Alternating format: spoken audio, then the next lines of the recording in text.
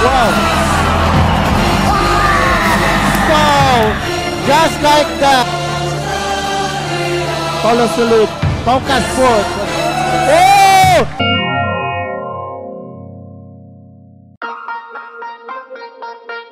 Nito lamang April 27, 2025 mga boss, naganap ang laban ng ating kababayan na si Marlon Tapales, o mas kilala sa bansag na Nightmare, laban sa mabagsik na boksingero ng bansang Indonesia na si John Jet.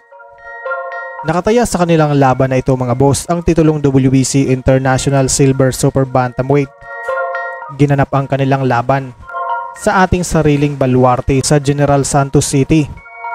Ang Indonesian mga boss ay isang masasabi nating hindi basta-bastang klase ng boksingero, sapagkat sa loob ng 3 taon ay hinarabas nito ang mga boksingero sa bansang Thailand.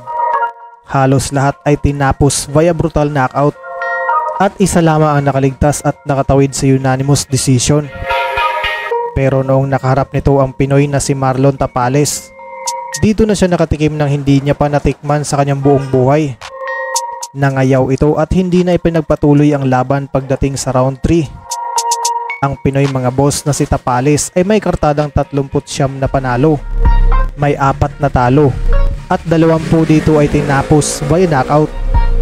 Samantala ang Indonesia naman mga bossing na si John Jet ay may kartadang 15 panalo, may 1 talo, may 1 tabla at 12 dito ay tinapos via knockout. Huwag na natin patagalin to mga boss, bakbakan na agad. Laban ni The Nightmare, Marlon Tapales. And we are live right now. So start the round 1 of Marlon Tapales versus John Jet. CJJ.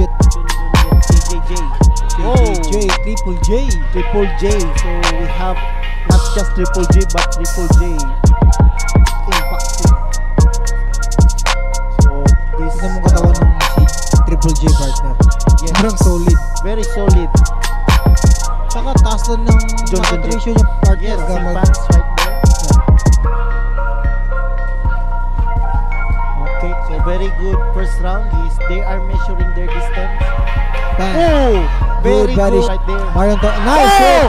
Wow, what a shot my by Marlon goodness. Tapales that knocked his opponent on the ropes. Good straight. Oh, Ano naman yung katawan? very solid and it's like a stone body. Yes. John Jet, Triple J Triple J. from Indonesia. So Marlon Tapales, Good straight coming short from Marlon Tapales. while trunks. Oh, very slick by Marlon Tapales. A bodybuilder. Yes, very stone. Very Bang. wonderful display fight between Straight hook the coming from monster. Tapales. He is more stronger and more conditioned than ever. Very wonderful Good experience. Yes. Good straight Marlon coming from Jet. John Jet on how to enter. Oh, good match yet of how Is very good counter puncher. So he can really feel it. But as you can see, John Jet has a very long range. very long range oh. Tsaka tignan mo naman yung katawan. It's like a black American. Is bang, bang, bang. so well. So what to counter the jab of Triple J? So waiting, boom. Still see JJJ is kind of still right. Yun, bumato na rin. John Jet is okay. Hitting her. Good condition. Or this might sense Sakit nun, partner. that very ripped body, very low on water. You can see the muscles. If a boxer has a low water content in his body, it means that also in much water, and that's very oh, very good. Wow, Nice. Nice hook. to throw some punches, and when he is hit by punches by Marlon Tapales, Sa tingin niya. and the power of Marlon. Wow, Just like that. That overcoming. I think the body of the Triple J is really that very Very hard. Oh, that's.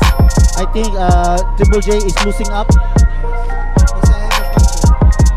bit by weaving from that. Junjun Jet is really. It can.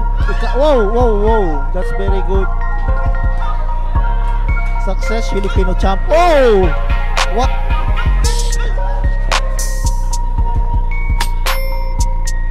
Ano? Dugo? Dugo ng partner. Ay, oh.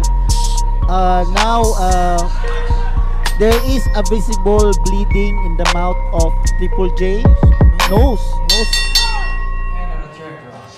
There is a visible bleeding in the nose of Triple J from the punishment he received from Marlon Tapales. So, what can our fans say in the comment section?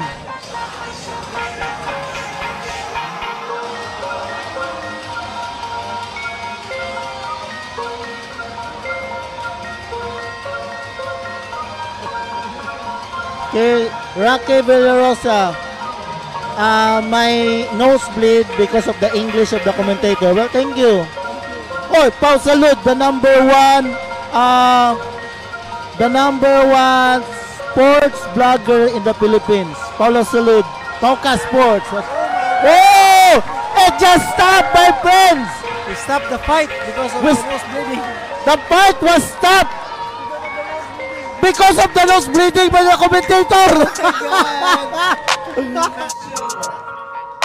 Junior featherweight champion Marlon the Nightmare Tapales. Hanggang dito na lang muna ang ating video ngayon mga boss.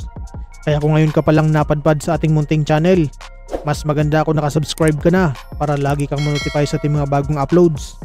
Maraming salamat sa inyong walang sawang suporta. Mabuhay, ingat po, and God bless!